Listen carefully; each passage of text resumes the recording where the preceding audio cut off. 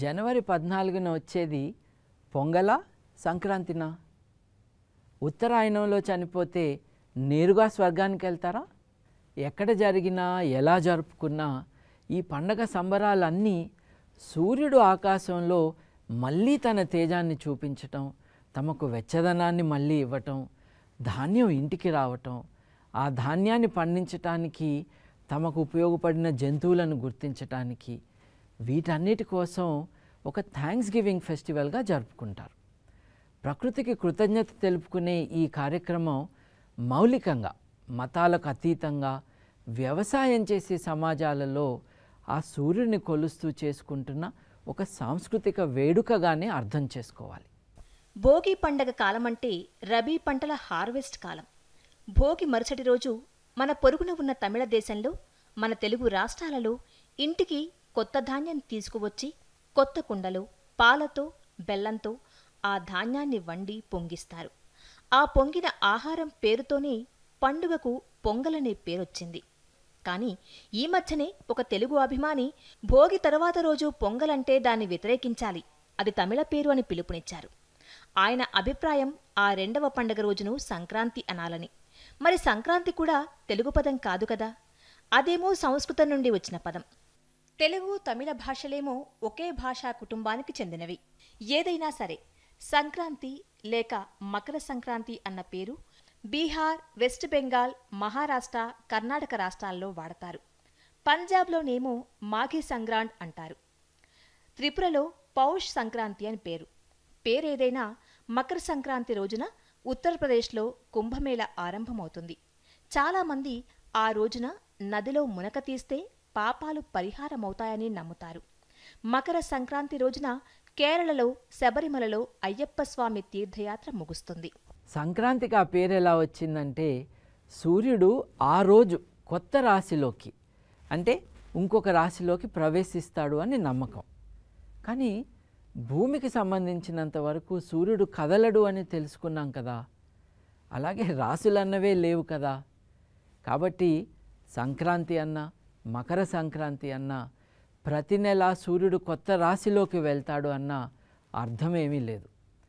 కంటికి కనిపిస్తున్న కొన్ని నక్షత్రాలను ఆ ప్రాచీనులు వాటిని తీసుకుని వాటికి ఊహామాత్రంగా కొన్ని రూపాలు ఆపాదించి జంతువుల పేర్లు, పౌరాణిక వ్యక్తుల పేర్లు పెట్టి అవి మన జీవితాల్ని శాసిస్తాయనుకోవటం ఒక మూఢనమ్మకం మాత్రమే. ఇంకా ఒక తమాషా విషయం ఏంటంటే, ఆ జ్యోతిష్యులు చెప్తున్నదంతా కూడా ఒప్పుకున్నా ఇప్పుడు చాలామంది జ్యోతిష్యులు 13 రాశులున్నాయని ప్రతిపాదిస్తున్నారు. మరి 13 రాశులుంటే 13 సంక్రాంతులు ఉంటాయి.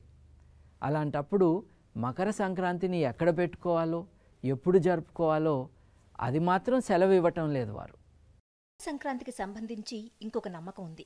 మకర సంక్రాంతి కాలంలో చనిపోయిన వారు పునర్జన్మ లేకుండా నేరుగా స్వర్గానికే వెళ్తారని, మహాభారత యుద్ధంలో అర్జునుడు మోసపూరితంగా శిఖండిని అడ్డం పెట్టుకుని తన తాత భీష్మ పితామహుడిపైన బాణాలు సంధిస్తాడు. వాటి బారిన పడి తీవ్రంగా గాయపడతాడు భీష్ముడు.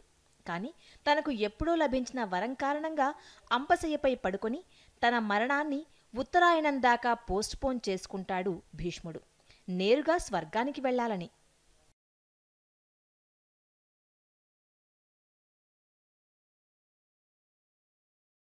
ఆత్మలే లేవు, చావు తర్వాత మనిషికి ఉనికి లేదు, స్వర్గాలు నరకాలు లేవు అని ఇంగిత జ్ఞానం చెబుతుంది, విజ్ఞాన శాస్త్రం చెబుతుంది. కానీ ఉత్తరాయణం అనే ఒక ఇల్యూజన్ మట్టుకు ఉన్నదని మనం అంగీకరించాలి. ఎందుకంటే భూమి మీద నుండి చూస్తే సూర్యుడు ఆకాశంలో ప్రయాణిస్తున్నట్లుగా మనకు కనిపిస్తాడు. భూమి ఉత్తరార్ధగోళం నుండి చూస్తే వింటర్ సాల్స్టిస్ రోజున సూర్యుడు ట్రాపిక్ ఆఫ్ కేప్రికాన్లో ఉంటాడు. సాల్స్టిస్ మరుసటి రోజు నుండి సూర్యుడు ఆకాశంలో పైకి ఉత్తరం వైపుకు, ట్రాపిక్ ఆఫ్ క్యాన్సర్ వైపుకు ప్రయాణిస్తున్నట్లుగా కనిపిస్తాడు. అదే ఉత్తరాయణం. కానీ మర్చిపోవద్దండోయ్, నిజానికి కదులుతున్నది భూమి, సూర్యుడు కాదు. ఉత్తరాయణం పేరుతోనే గుజరాత్, రాజస్థాన్లో జనవరి 14న పండగ జరుపుకుంటారు. ఈ ప్రాంతాలలోని ఆకాశానికి, సూర్యుడికి జోహార్లర్పిస్తూ గాలిపటాలు ఎగరేసే ఆచారం మొదలైంది. ఆ రోజు అహ్మదాబాద్లో ప్రపంచవ్యాప్తంగా ప్రసిద్ధి చెందిన గాలిపటాల పండుగ కూడా జరుపుకుంటారు. అలాగే మన ప్రాంతంలో సూర్యుడు కొత్త రాశిలోకి ప్రవేశిస్తాడు అన్న నమ్మకానికి సంకేతంగా రథం ముగ్గులు వేస్తారు. కాని మళ్ళీ మర్చిపోవద్దండి, కదిలేది భూమి, సూర్యుడు కాదు. ఇక 14 జనవరి తర్వాత కనుమ పండుగ జరుపుకుంటారు. ఈరోజు తమకు ధాన్యం పండించడానికి సహాయం చేసిన జంతువులను గౌరవించడానికి వాటికి రంగుల దుస్తులు వేసి వాటి కొమ్ములకు రంగులు అద్ది హంగామా చేస్తారు రైతులు. ఈ జంతువుల పండగనే ఈ మధ్య పందాలాడే పశువుల చేతిలోకి వెళ్లిపోయి కోడి పందాలు, జల్లికట్టు లాంటి వికృత వినోదంగా మారిపోయింది. అవును, ప్రపంచమంతా వింటర్ సాల్స్టిస్ను డిసెంబర్ 21, 22 తేదీల్లో చేసుకుంటుంటే మన దేశంలో సాల్స్టిస్ పండగైన భోగిను 22 రోజుల ఆలస్యంగా జనవరి 13 లేదా 14న ఎందుకు చేసుకుంటున్నారు? అంతేకాదు, సూర్యుడి ఉత్తరాయణం నిజానికి డిసెంబర్ 22న మొదలవుతుంటే 22 రోజుల ఆలస్యంగా జనవరి 14, 15న ఎందుకు జరుపుకుంటున్నారు? అలాగే 14 జనవరిన నిజంగానే సంక్రమణం జరుగుతుందా? ఇది మన ముందు కాదు, ఇది వారి ముందున్న బిగ్ క్వశ్చన్. అలాగే ఎన్నెన్నో ప్రశ్నలు. ఒక 1000 సంవత్సరాల క్రితం భోగి పండుగ ఎప్పుడు జరుపుకునేవారు? అప్పుడు సంక్రాంతి ఎప్పుడు జరుపుకునేవారు? వీటికి సమాధానాలు కావాలంటే find out soon in the big question.